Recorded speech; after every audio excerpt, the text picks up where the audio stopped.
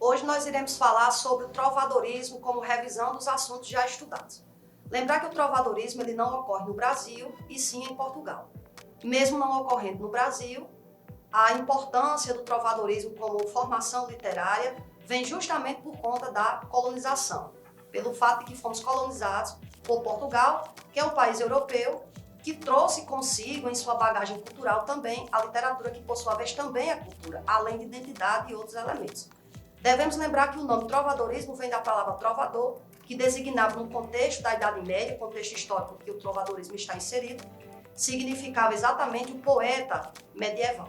Lembrar que a população medieval ela constava de 98% de analfabetos, sendo que 12% apenas de letrados, portanto de alfabetizados. Lembrar que a literatura ela é produção intelectual. Consequentemente, só pode escrever o texto literário quem sabe ler e, consequentemente, quem sabe escrever. Esses 2% da população letrada era formada por membros da nobreza e membros do clero, ou seja, da igreja.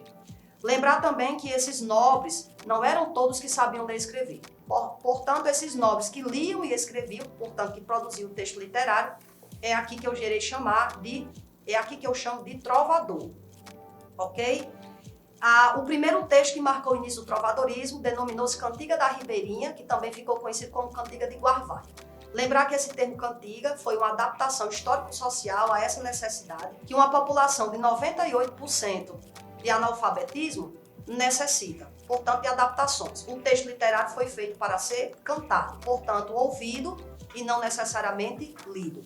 Porém, tinha uma questão muito grave aí nessa sociedade medieval, que ideologicamente era teocêntrica, portanto, configurava-se numa sociedade religiosa, portanto, moralista, não era de bom tom de um nobre ou de um clérigo munir-se de um instrumento musical considerado pagão. Que instrumento musical é esse? O alaúde, que era um instrumento de origem árabe, que servia exatamente para esta adequação musical dada aos textos poéticos desenvolvidos no período. O que é que acontecia?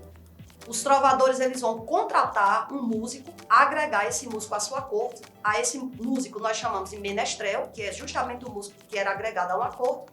E esse músico ele ficará com a responsabilidade de musicalizar os textos escritos pelo trovador. Então não esqueçam disso. O trovador escreve a letra do texto, da chamada cantiga, e o menestrel ele irá musicalizar esse texto. Lembrar também que a Cantiga da Ribeirinha, também chamada Cantiga de Guarvaia, escrita por Paio Soares Taveróis, foi uma forma de homenagear Dona Maria Paz Ribeiro. Daí o título Ribeirinha, que era o apelido dela, e também esse texto é chamado de Guarvaia. Por quê? Porque Guarvaia se referia ao manto real, uma representação histórico-social do lugar em que essa mulher, Dona Maria Paz Ribeiro, apelidada Ribeirinha, ocupava. Lembrar também que nesse contexto de Idade Média, temos que associar o teocentrismo, Deus era o centro do universo, a medida de todas as coisas, e o contexto histórico, aliás, o contexto econômico, nós temos aí o chamado feudalismo, ou seja, havia uma concentração nos feudos, as grandes propriedades rurais, onde destacamos aí a figura do senhor feudal. Lembrar que a junção dessa sociedade, no seu contexto histórico, teocêntrico, e no seu contexto econômico, feudal, fez com que essa sociedade fosse uma sociedade vertical, portanto voltada para as coisas do alto, e uma sociedade também centralizadora na questão do poder econômico, representado através da figura do senhor feudal. Lembrar também das relações de subordinação que existiam entre o senhor feudal e os seus servos, uma relação que ficou conhecida na história como vassalagem.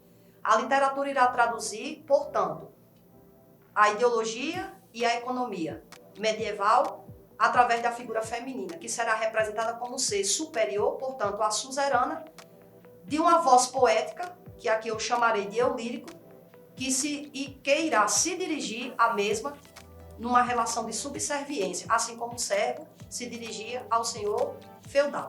Lembrar também que destaque textual só temos o texto poético, denominado de cantiga, repito, porque é feito para ser cantado, e lembrar também que nós temos aí uma subdivisão de gêneros desses textos poéticos, chamado gênero lírico amoroso e o gênero lírico satírico. No primeiro grupo, nós temos como temática centralizadora o amor, e aí nós temos a cantiga de amor e a cantiga de amigo. E no gênero lírico, satírico, nós temos aí as cantigas de escárnio e as cantigas de maldizer.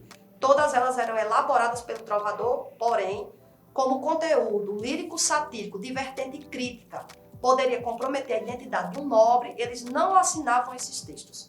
Os textos assinados eram apenas as cantigas de amor e as cantigas de amigo.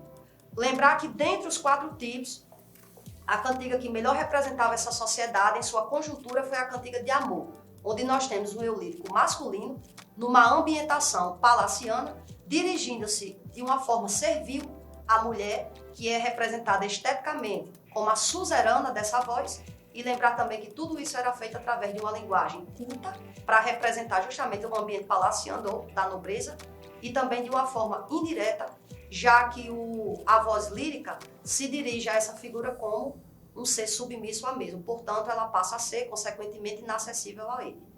Quanto às cantigas de amigo, eu quero ressaltar aqui também que a voz que aparece é uma voz lírica feminina, mas nós não esqueçamos que as mulheres eram 100% analfabetas nessa sociedade. E aí essa voz feminina, ela é emprestada à mulher pelo homem, no caso, o trovador, certo?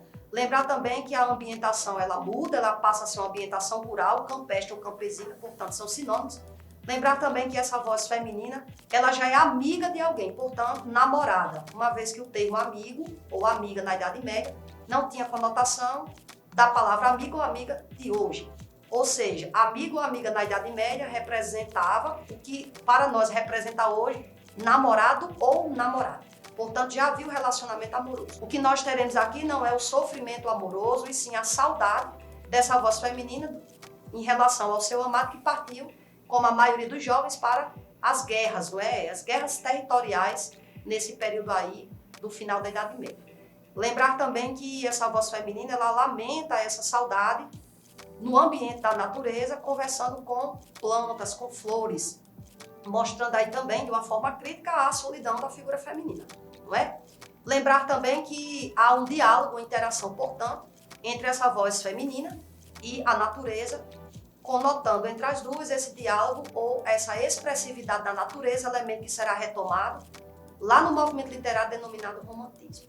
Por último, lembrar também que a linguagem aqui, ela passa a ser coloquial para combinar com a ambientação rural, e também ela já é uma linguagem direta, porque já há o relacionamento amoroso entre os dois. Pronto, pessoal, essa foi a revisão do dia. Lembrar um pouco sobre o trovadorismo e associar o movimento do romantismo na questão da expressividade da natureza. Não esqueçam disso, tá? Um abraço e até a próxima.